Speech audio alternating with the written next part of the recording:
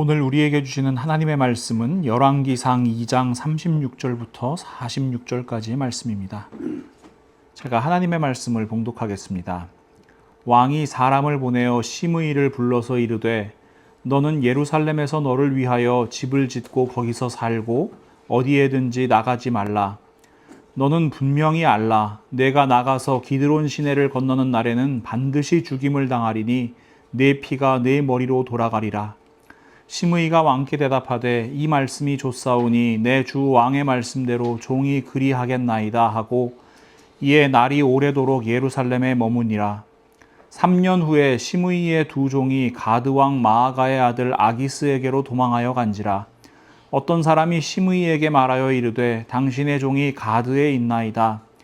시므이가 그 종을 찾으려고 일어나 그의 나귀의 안장을 지우고 가드로 가서 아기스에게 나아가 그의 종을 가드에서 데려왔더니 시므이가 예루살렘에서부터 가드에 갔다가 돌아온 일을 어떤 사람이 솔로몬에게 말한지라.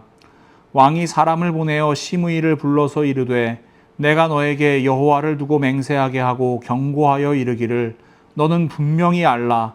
내가 밖으로 나가서 어디든지 가는 날에는 죽임을 당하리라 하지 아니하였느냐. 너도 내게 말하기를 내가 들은 말씀이 좋으니이다 하였거늘 내가 어찌하여 여호와를 두고 한 맹세와 내가 내게 이른 명령을 지키지 아니하였느냐.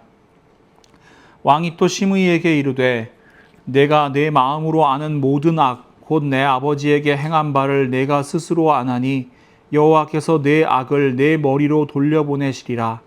그러나 솔로몬 왕은 복을 받고 다윗의 왕위는 영원히 여호와 앞에서 견고히 서리라 하고 여호야다의 아들 브나야에게 명령하매 그가 나가서 시므이를 치니 그가 죽은지라.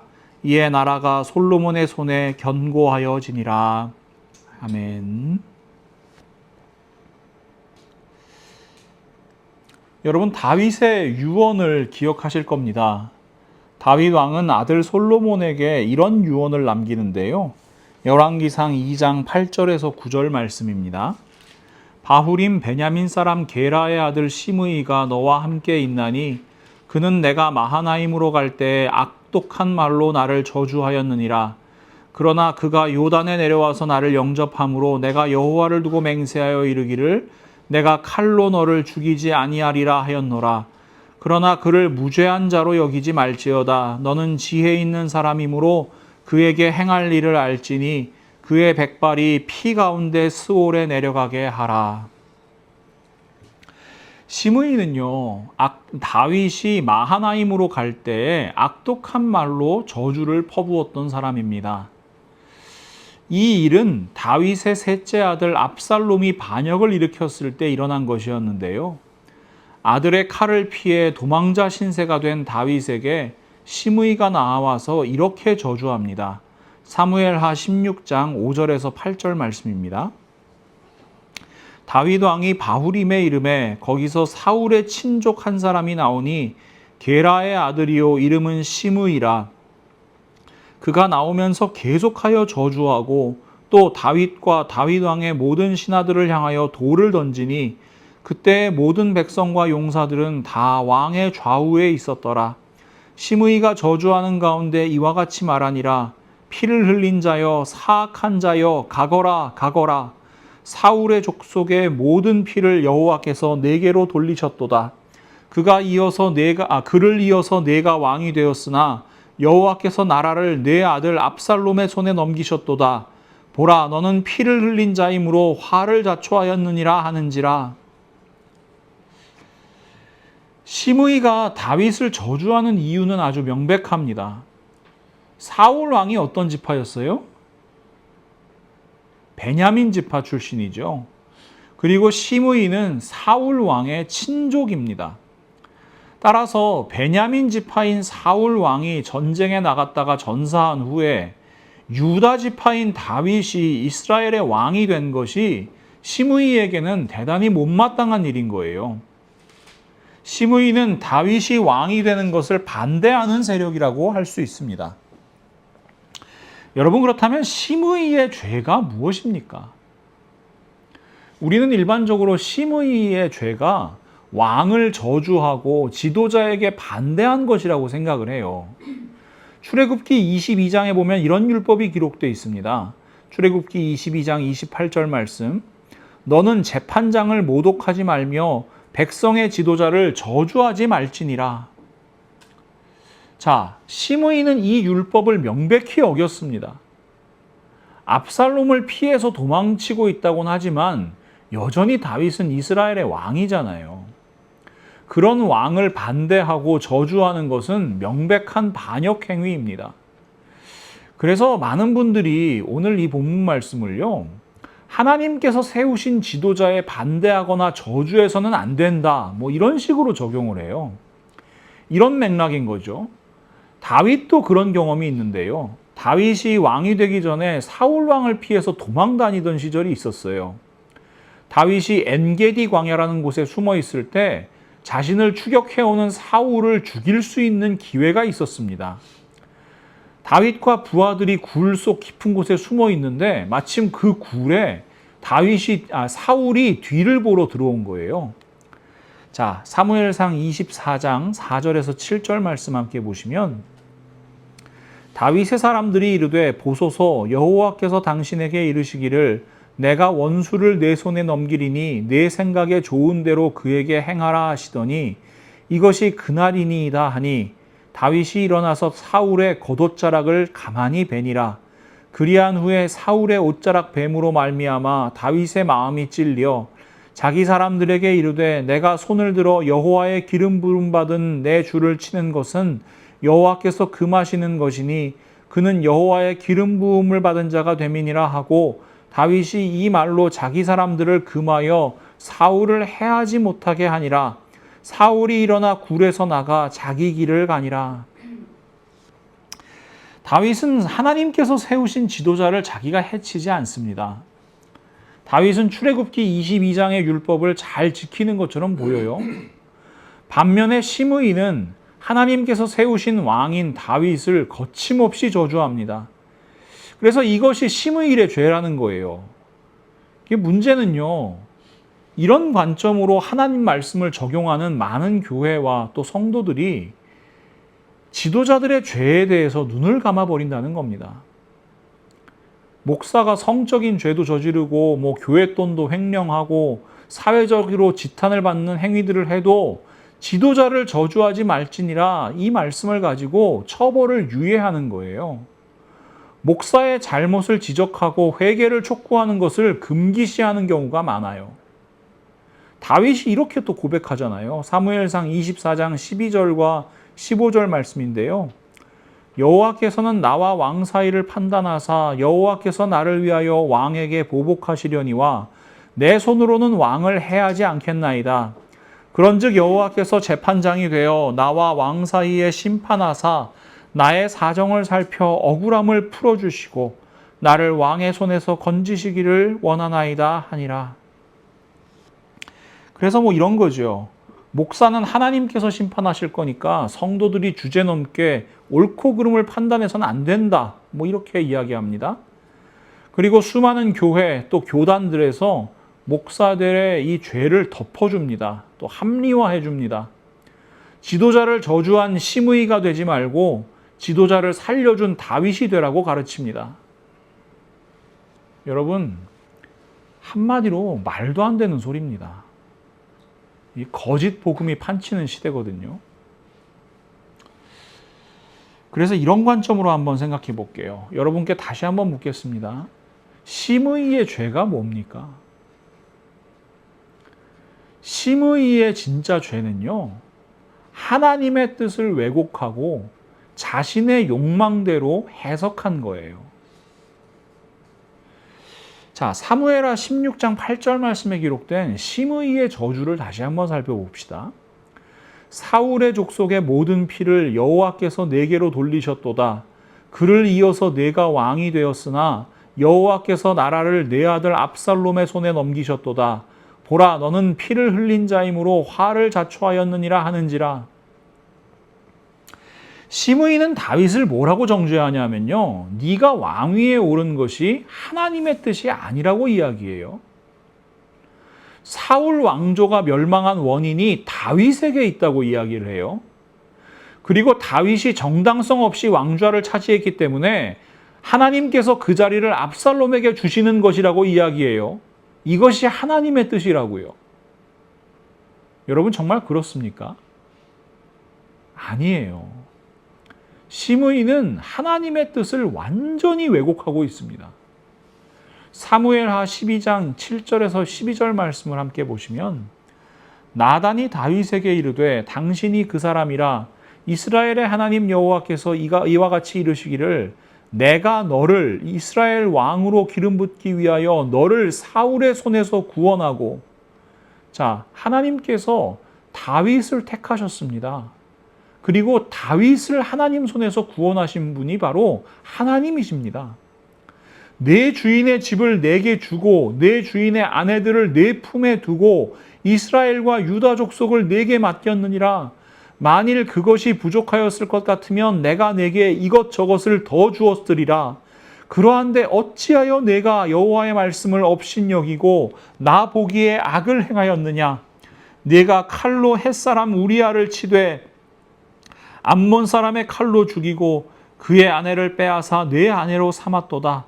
이제 내가 나를 업신여기고 햇사람 우리아의 아내를 빼앗아 내 아내로 삼았은즉 칼이 내 집에서 영원토록 떠나지 아니하리라 하셨고, 여호와께서 또 이와 같이 이르시기를 보라 내가 너와 내 집에 재앙을 일으키고 내가 내 눈앞에 내 아내를 빼앗아 내 이웃들에게 주리니 그 사람들이 내 아내들과 더불어 백주에 동침하리라. 너는 은밀히 행하였으나 나는 온 이스라엘 앞에서 백주의 이 일을 행하리라 하셨나이다 하니. 자, 다윗에게 일어난 모든 일이 하나님의 뜻인 건 맞습니다. 그런데 시므이가 생각하는 이유가 아니에요. 사울을 택하시고 이스라엘의 왕 삼으신 분도 하나님이시잖아요. 그런데 불순종한 사울을 심판하신 분도 하나님이십니다. 다윗을 택하시고 이스라엘 왕으로 세우신 분도 하나님이시고요. 또한 다윗의 범죄를 심판하시는 분도 하나님이십니다. 지금 압살롬의 반역은요, 칼이 내 집에서 영원토록 떠나지 아니하리라 하신 하나님의 말씀을 이루시는 거예요. 다윗의 타락과 범죄를 징계하시는 하나님의 몽둥이인 거예요. 시므이의 주장은 단 하나도 하나님의 말씀과 부합하지를 않습니다. 시므이는 하나님의 뜻을 알지 못합니다. 그런데 시므이는 다윗 왕을 반대하는 자신의 주장을 정당화하기 위해서 하나님의 이름을 이용합니다. 백성의 지도자를 저주하는 자신의 죄를 합리화하기 위해서 하나님의 뜻을 왜곡하고 자기 마음대로 해석합니다. 시므이가 지금 하나님의 뜻이라고 믿고 이야기하고 있는 것은 사실 자기 욕망의 소리입니다. 다윗 왕에 대한 미움과 분노의 외침입니다. 다윗을 저주하고 돌을 던지는 행위는요, 이런 자신의 죄성을 하나님의 뜻이라고 왜곡한 결과일 뿐이에요. 여러분, 이게 무슨 죄인가요? 10계명의 제3계명, 신명기 5장 11절 말씀입니다. 너는 내 하나님 여호와의 이름을 망령되이 일컫지 말라. 나 여호와는 내 이름을 망령되이 일컫는 자를 죄 없는 줄로 인정하지 아니하리라. 자기 생각, 자기 욕망, 자기 죄악을 하나님의 뜻이라고 이야기하는 시므이가 저지른 죄입니다. 비뚤어진 믿음이고요, 무서운 교만입니다. 다윗이 솔로몬에게 시므이에 대한 심판을 명하는 것도 이러한 이유 때문이에요. 이렇게 생각할 수도 있잖아요. 시쳇말로 다윗이 뒤끝이 있는 사람이에요. 그래서 그런 명령을 내리는 것이 아니라는 겁니다. 자기 원한을 갚으려고 그런 유언 내리는 게 아니라는 겁니다. 시므이는요, 자신의 욕망을 하나님의 뜻이라고 착각하는 사람이잖아요. 하나님께서 다윗을 택하시고 왕으로 세우셨다는 사실을 인정하지 않는 사람이잖아요. 여러분, 그런 사람이 다윗의 아들인 솔로몬은 인정하겠습니까? 솔로몬을 통해서 하나님의 성전을 지으시려는 하나님의 계획, 시므이가 인정할 수 있겠습니까? 시므이는요, 이런 하나님의 계획을 얼마든지 방해할 수 있는 사람이었습니다. 그래서 솔로몬 왕은 다윗 왕의 유언을 지키기 위해 시므이에게 이런 명령을 내리죠. 열왕기상 2장 36절부터 37절 말씀입니다. 왕이 사람을 보내어 시므이를 불러서 이르되 너는 예루살렘에서 너를 위하여 집을 짓고 거기서 살고 어디든지 나가지 말라. 너는 분명히 알라. 내가 나가서 기드론 시내를 건너는 날에는 반드시 죽임을 당하리니 내 피가 내 머리로 돌아가리라. 자, 예루살렘 안에만 거주하고 기드론 시내를 건너서 예루살렘을 벗어나지 말라고 이야기합니다. 일종의 가택연금 같은 그런 조치라고 보시면 돼요. 또 현대사회에서도 어때요, 여러분? 그 중범죄를 저지른 사람들 감옥에서 나오더라도 전자발찌 같은 거 이렇게 채우잖아요. 그래서 거주지라든가 활동 범위를 제한하는데 시므이도 마찬가지인 겁니다. 예루살렘 안에 딱 거하게 하고 반역을 일으키지 못하게 철저하게 감시하려는 겁니다. 허튼 생각하지는 않는지, 왕 몰래 세력을 규합하지는 않는지 살펴보는 거예요. 근데 이런 조치는요, 대단히 실질적인 이유 때문이었습니다.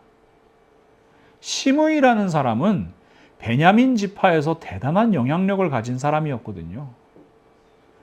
사울 왕의 친족이다. 여러분, 왕의 친족이다. 벌써 이게 좀 권세가 있어 보이지 않습니까? 자, 압살롬의 반역이 진압되고 다윗 왕이 다시 예루살렘으로 돌아갈 때 시므이는 베냐민 지파 사람들이랑 함께 나와서 다윗 왕 앞에 엎드려서 목숨을 구걸하거든요. 자, 그 장면을 한번 볼게요. 사무엘하 19장 16절과 17절 말씀입니다.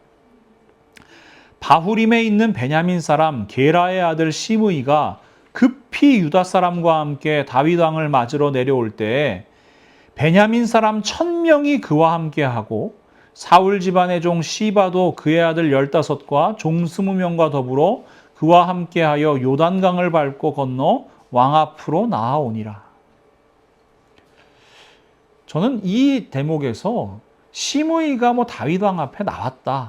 굉장히 기회주의적인 모습을 보였다. 이런 거에 집중하는 게 아니라요. 베냐민 지파 사람 1000명과 함께 했다는 이 대목이 눈에 들어오더라고요. 시므이는 장정 1000명을 급히 동원할 수 있는 힘을 가지고 있는 거예요. 이것이 실질적인 위협인 이유가 있습니다. 사사기 20장에 보시면은 베냐민 지파와 온 이스라엘 간에 이 전쟁이 일어났던 장면이 기록되어 있는데요. 사사기 20장 15절에서 17절 말씀을 보시면 그때 그 성읍으로부터 나온 베냐민 자손의 수는 칼을 빼는 자가 모두 2만 6천 명이요 그 외에 기브아 주민 중 택한 자가 700명인데 이 모든 백성 중에서 택한 700명은 다 왼손잡이라 물매로 돌을 던지면 조금도 틀림이 없는 자들이더라. 베냐민 자손 외에 이스라엘 사람으로서 칼을 빼는 자의 수는 40만 명이니 다 전사라. 자, 베냐민 지파 지금 몇 명이에요? 기브아 주민들까지 해서 26,700명. 자, 온 이스라엘의 군대 몇 명이에요? 40만 명. 여러분, 26,700명하고 40만 명하고 싸우면 누가 이겨요?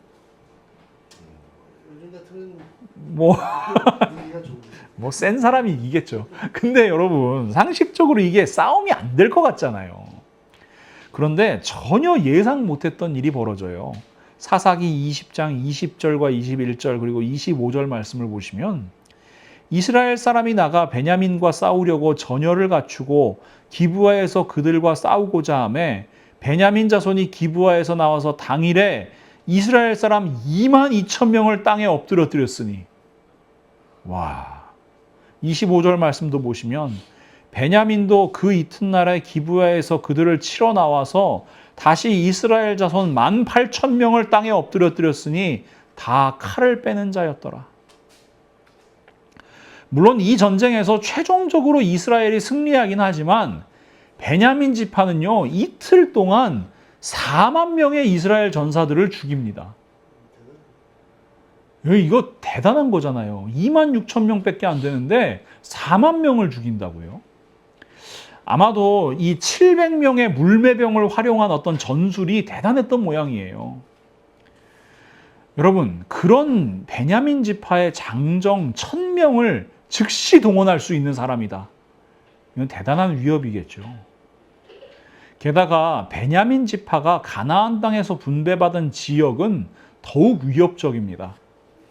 여호수아 18장 11절 말씀을 보시면 베냐민 자손 지파를 위하여 그들의 가족대로 제비를 뽑았으니 그 제비 뽑은 땅의 경계는 유다 자손과 요셉 자손의 중간이라. 여러분, 이렇게 글씨로 읽으면 아무 실감이 안 나시죠? 도대체 왜 이게 위협인가? 그래서 성경 지도를 좀 보는 게 필요한데요. 지도를 한번 볼게요. 이 왼쪽에 있는 지도를 중간을 확대해 놓은 게 오른쪽인데요. 베냐민 지파의 저 땅이 어디냐면 그 위에 에브라임하고 저 위에가 므낫세입니다. 그러니까 에브라임과 므낫세가 북쪽에 있고 그다음 그 요셉의 자손이에요. 그리고 남쪽으로는 유다가 있습니다. 그러니까 유다 지파는 남쪽, 요셉의 자손들은 북쪽. 그래서 그 사이에 베냐민이 들어있는 건데 문제는 뭐냐면 베냐민 지파 저 땅 안에 뭐가 있어요? 예루살렘이 있어요. 물론 저렇게 안에 들어가 있는 건 아니고 이제 이 북쪽의 경계에 붙어 있는 건데, 자, 베냐민 지파의 기업은 예루살렘, 이 수도의 바로 북쪽에 붙어 있는 거예요. 근데다가 이 베냐민 지파의 위치는 이스라엘의 동서남북을 연결하는 교통의 요충지예요. 반역을 일으킨다면 이보다 더 좋은 위치가 없는 겁니다. 기드론 시내를 건넌다라는 표현은 시므이가 예루살렘을 벗어나 자신의 고향 베냐민 지파의 바후림을 향해 간다, 이런 말이거든요. 솔로몬 입장에서는 반역의 위협을 사전에 차단할 수밖에 없는 거예요. 그런데 여러분, 시므이는 참으로 어이없는 잘못을 저지르고 결국 처형을 당하게 되죠. 오늘 본문 39절부터 41절 말씀을 함께 볼게요. 3년 후에 시므이의 두 종 가드왕 마아가의 아들 아기스에게로 도망하여 간지라. 어떤 사람이 시므이에게 말하여 이르되 당신의 종이 가드에 있나이다. 시므이가 그 종을 찾으려고 일어나 그의 나귀에 안장을 지우고 가드로 가서 아기스에게 나아가 그의 종을 가드에서 데려왔더니 시므이가 예루살렘에서부터 가드에 갔다가 돌아온 일을 어떤 사람이 솔로몬에게 말한지라. 시므이는 도망친 두 종을 찾기 위해 블레셋의 도시 가드에 다녀옵니다. 그곳에서 가드왕 아기스를 만나서 도망친 종들을 데려와요. 근데 이 시므이의 행동은요, 오해받기 딱 좋은 행동입니다. 가드가 어딨냐 하면 예루살렘에서 남서쪽으로 약 30마일 정도 떨어진 곳에 있는 이 블레셋의 도시거든요. 여러분, 블레셋하고 이스라엘하고는 관계가 어때요? 안 좋죠. 불편하죠. 근데 시므이가 가드왕 아기스랑 결탁해서 반역을 일으킨다면 예루살렘을 남과 북에서 동시에 공격할 수 있는 길이 열리는 거예요. 그러니 시므이가 가드왕을 방문한 게 도망친 종을 찾아오기 위해서인지 아니면 자신의 반역을 일으키는 데 필요한 세력을 모으기 위한 것이었는지 알 수 없는 겁니다. 솔로몬 왕이 볼 때는요, 시므이의 행위가 예루살렘을 떠나지 말라는 명령을 명백히 어긴 행위임과 동시에 반역으로 의심할 만한 일이었던 거예요. 근데 여러분, 성경 말씀을 그대로 믿는다면 시므이는 반역을 위해서 가드에 다녀온 건 아니죠. 그렇다면 시므이는 왜 이렇게 어리석은 행동을 하는 거예요? 죽을 게 뻔히 보이는 행동을 뭐하러 하는 거예요? 자, 오늘 보면 39절 말씀을 다시 보시면 저는 해답이 거기 있다고 생각하는데요. 3년 후에 시므이의 두 종이 가드 왕 마아가의 아들 아기스에게로 도망하여 간지라. 어떤 사람이 시므이에게 말하여 이르되 당신의 종이 가드에 있나이다. 자, 첫 번째 3년 후라는 표현입니다. 시므이가 이렇게 어리석은 행동을 하는 건요, 시간이 지나서 마음이 무뎌지는 거예요. 솔로몬 왕이 명령을 내린 다음 날 여러분 시므이가 가드로 가는 게 아닙니다. 솔로몬 왕의 명령을 들은 이 시므이는 벌벌 떨었을 거예요. 처음에 야, 이거 조금만 잘못해도 죽겠구나. 긴장을 풀질 못했겠죠. 근데 여러분 3년이라는 시간이 지나요. 3년 동안 시므이는 예루살렘에서 잘 지냈어요. 아무런 문제가 없었어요. 그러니까 그 마음이 무뎌지는 거예요. 긴장이 풀어지는 거예요. 내가 어떤 조건으로 지금 살고 있는 건지, 명령을 어기면 어떤 벌을 받는지, 내가 어떤 행동을 삼가야 되는지 자꾸만 잊어버리는 겁니다. 이 창세기에 보면 사람이 지은 첫 번째 죄가 기록되어 있잖아요. 창세기 2장 16절과 17절 말씀, 그리고 3장 1절에서 3절 말씀을 제가 읽어드릴게요. 여호와 하나님이 그 사람에게 명하여 이르시되 동산 각종 나무의 열매는 내가 임의로 먹되 선악을 알게 하는 나무의 열매는 먹지 말라. 내가 먹는 날에는 반드시 죽으리라 하시니라. 그런데 뱀은 여호와 하나님이 지으신 들짐승 중에 가장 간교하니라. 뱀이 여자에게 물어 이르되 하나님이 참으로 너희 동산 모든 나무의 열매를 먹지 말라 하시더냐? 여자가 뱀에게 말하되 동산 나무의 열매를 우리가 먹을 수 있으나 동산 중앙에 있는 나무의 열매는 하나님의 말씀에 너희는 먹지도 말고 만지지도 말라 너희가 죽을까 하노라 하셨느니라. 반드시 죽으리라 하신 말씀이 죽을까 하노라로 변한 것이 인류 최초의 죄, 원죄가 되는 겁니다. 여러분, 안타깝게도 이 불순종의 죄 지금까지도 이어지고 있죠. 솔로몬이 시므이에게 살 길을 이야기한 것처럼 하나님께서도 우리에게 살 길을 말씀하십니다. 예수 그리스도를 통해 생명의 길, 구원의 길을 열어주십니다. 요한복음 3장 16절에서 17절 말씀. 하나님이 세상을 이처럼 사랑하사 독생자를 주셨으니 이는 그를 믿는 자마다 멸망하지 않고 영생을 얻게 하려 하심이라. 하나님이 그 아들을 세상에 보내신 것은 세상을 심판하려 하심이 아니요 그로 말미암아 세상이 구원을 받게 하려 하심이라. 그러나 여전히도 많은 사람들이 예수 그리스도를 믿지 않습니다.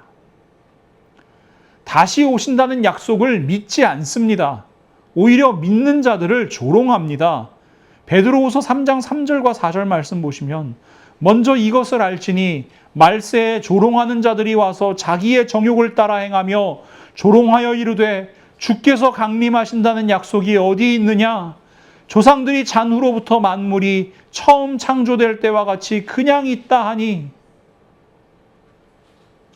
예수 그리스도께서 다시 오신다는데 어디 그렇냐? 이 땅에 종말이 온다는데 어디 그런 일이 일어나냐? 이들에게 사도 베드로는 이렇게 선포합니다. 베드로후서 3장 8절에서 13절 말씀입니다. 사랑하는 자들아, 주께는 하루가 1000년 같고 1000년이 하루 같다는 이 한 가지를 잊지 말라. 주의 약속은 어떤 이들이 더디다고 생각하는 것 같이 더딘 것이 아니라 오직 주께서는 너희를 대하여 오래 참으사 아무도 멸망하지 아니하고 다 회개하기에 이르기를 원하시느니라. 그러나 주의 날이 도둑같이 오리니 그날에는 하늘이 큰 소리로 떠나가고 물질이 뜨거운 불에 풀어지고 땅과 그 중에 있는 모든 일이 드러나리로다. 이 모든 것이 이렇게 풀어지리니 너희가 어떠한 사람이 되어야 마땅하냐? 거룩한 행실과 경건함으로 하나님의 날이 임하기를 바라보고 간절히 사모하라. 그날에 하늘이 불에 타서 부러지고 물질이 뜨거운 불에 녹아지려니와 우리는 그의 약속대로 의가 있는 곳인 새 하늘과 새 땅을 바라보도다. 아멘. 예수 그리스도께서 우리에게 약속하신 지 2000년이라는 시간이 흘렀습니다. 그러나 여러분께 권면합니다. 무뎌지지 마십시오. 하나님의 말씀을 왜곡하거나 의심하지 마십시오. 우리 모두 예수 그리스도의 약속을 끝까지 믿고 우리에게 약속하신 새 하늘과 새 땅을 바라볼 수 있기를 간절히 소망합니다.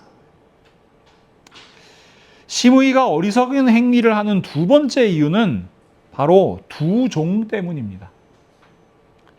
여러분, 그 당시에 종은 아주 중요한 재산이었어요. 그러니까 심의가 도망친 두 종을 찾기 위해서 먼 길을 가는 거죠. 그렇다면 여러분께 한번 여쭤볼게요. 목숨이 중요합니까? 재산이 중요합니까?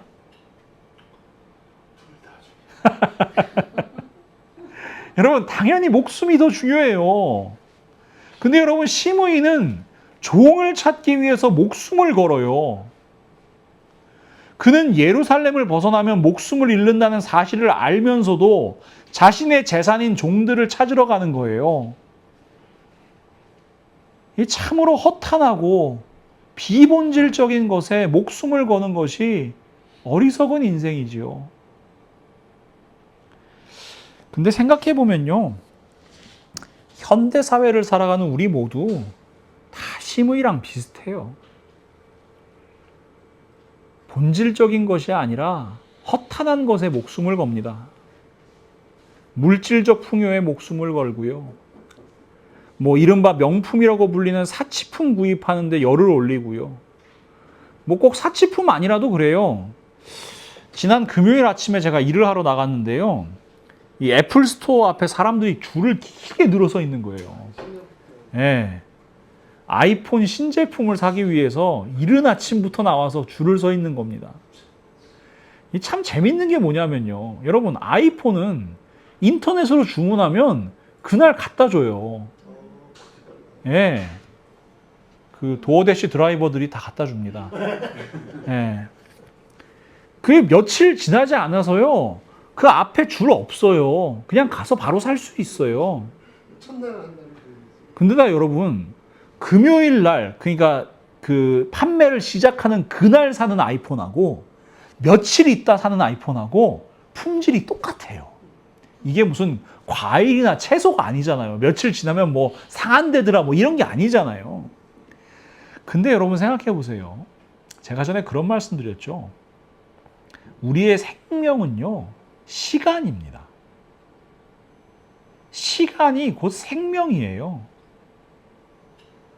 아이폰을 조금 더 빨리 손에 넣기 위해서 사용한 생명은요, 그 시간은요, 되돌릴 수 없어요. 제가 그 신문기사 중에 이런 것도 한번 봤는데요. 대한민국에 흥사단이라는 단체가 있는데, 이 청소년들을 대상으로 청소년 정직 지수 조사 이런 걸 실시했더라고요. 설문지에 이런 문항이 있어요. 10억을 준다면 죄를 짓고 1년 동안 감옥에 가도 괜찮다. 이 문항에 이제 대답을 하는데 초등학생의 17%, 중학생의 39%, 고등학생의 56%가 그렇다라고 응답을 했다 그래요. 대학생들한테도 물어보니까 대학생들도 한 52%가 그렇다고 대답을 했대요. 1년이라는 시간, 1년이라는 인생의 가치를 10억이라는 돈과 바꿀 수 있다는 이 아동, 청소년이 많다는 이야기예요. 저는 좀 무서운 생각이 들었습니다. 이런 세대에게 사도 바울의 선포가 무슨 의미가 있을까요? 디모데전서 6장 7절에서 10절 말씀이거든요. 우리는 아무것도 세상에 가지고 오지 않았으므로 아무것도 가지고 떠나갈 수 없습니다. 우리는 먹을 것과 입을 것이 있으면 그것으로 만족해야 할 것입니다. 그러나 부자가 되기를 원하는 사람은 유혹과 올무와 여러 가지 어리석고도 해로운 욕심에 떨어집니다. 이런 것들은 사람을 파멸과 멸망에 빠뜨립니다. 돈을 사랑하는 것이 모든 악의 뿌리입니다. 돈을 줬다가 믿음에서 떠나 헤매기도 하고 많은 고통을 겪기도 한 사람이 더러 있습니다. 지금 우리 세대는 이 말씀을 하나님의 말씀으로 인정할까요? 부자 되는 것이 삶의 목적인 시대에 이 말씀은 우리에게 어떤 의미가 있을까요? 이 시대에도 심의가 넘쳐나는 거죠. 많은 교회들에서 부자 되는 게 하나님의 뜻이라고, 부자 되는 게 하나님의 복이라고 선포해요. 그러니 자신의 욕망을 마음껏 추구하는 게 신앙생활인 것처럼 착각하게 돼요.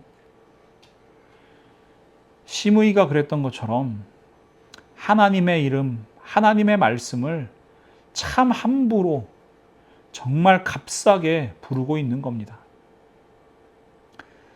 여러분, 예수님의 말씀을 들으십시오. 마태복음 6장 25절에서 33절 말씀입니다. 그러므로 내가 너희에게 이르노니 목숨을 위하여 무엇을 먹을까, 무엇을 마실까, 몸을 위하여 무엇을 입을까 염려하지 말라. 목숨이 음식보다 중하지 아니하며 몸이 의복보다 중하지 아니하냐.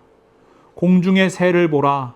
심지도 않고 거두지도 않고 창고에 모아들이지도 아니하되 너희 하늘 아버지께서 기르시나니 너희는 이것들보다 귀하지 아니하냐. 너희 중에 누가 염려함으로 그 키를 한 자라도 더할 수 있겠느냐. 또 너희가 어찌 의복을 위하여 염려하느냐. 들의 백합화가 어떻게 자라는가 생각하여 보라. 수고도 아니하고 길쌈도 아니하느니라. 그러나 내가 너희에게 말하노니 솔로몬의 모든 영광으로도 입은 것이 이 꽃 하나만 같지 못하였느니라. 오늘 있다가 내일 아궁이에 던져지는 들풀도 하나님이 이렇게 입히시거든. 하물며 너희일까 보냐. 믿음이 작은 자들아. 그러므로 염려하여 이르기를 무엇을 먹을까, 무엇을 마실까, 무엇을 입을까 하지 말라. 이는 다 이방인들이 구하는 것이라. 너희 하늘 아버지께서 이 모든 것이 너희에게 있어야 할 줄을 아시느니라. 그런즉 너희는 먼저 그의 나라와 그의 의를 구하라. 그리하면 이 모든 것을 너희에게 더하시리라. 아멘. 여러분, 무엇이 중합니까? 생명입니다. 무엇이 중합니까? 하나님의 나라와 하나님의 의입니다. 이것을 고백하고 결단하는 것이 바로 그리스도인의 삶입니다. 사랑하는 믿음의 동역자 여러분, 더 이상 나의 욕망을 하나님의 뜻이라고 왜곡하지 마십시오. 하나님의 이름을 자기 마음대로 함부로 이용하지도 마십시오. 오직 하나님의 말씀을 바로 듣고, 바로 알고, 바로 믿고, 바로 행하십시오. 오랜 시간이 지났지만 의심하거나 흔들리지도 마십시오. 예수 그리스도를 믿는다 고백하셨다면 예수 그리스도께서 우리에게 하신 약속의 말씀 끝까지 붙드시기를 바랍니다. 그리고 여러분, 본질을 잃어버리지 마십시오. 우리는 소유를 위해 살지 않습니다. 세상의 명예와 권력을 위해 살지도 않습니다. 우리는 하나님의 나라와 하나님의 의를 위해 이 땅에서 우리에게 주신 생명을 살아가는 사람들입니다. 우리에게 선물로 주신 영생을 살아가는 사람들입니다. 그리스도인은 이런 사람들입니다. 하나님의 말씀을 듣고 참된 그리스도인으로 하나님의 말씀 안에서 살아가기로 결단하는 우리 모두의 삶을 하나님께서 강한 오른손으로 붙들어 주시기를 이 시간 예수 그리스도의 이름으로 간절히 축원합니다.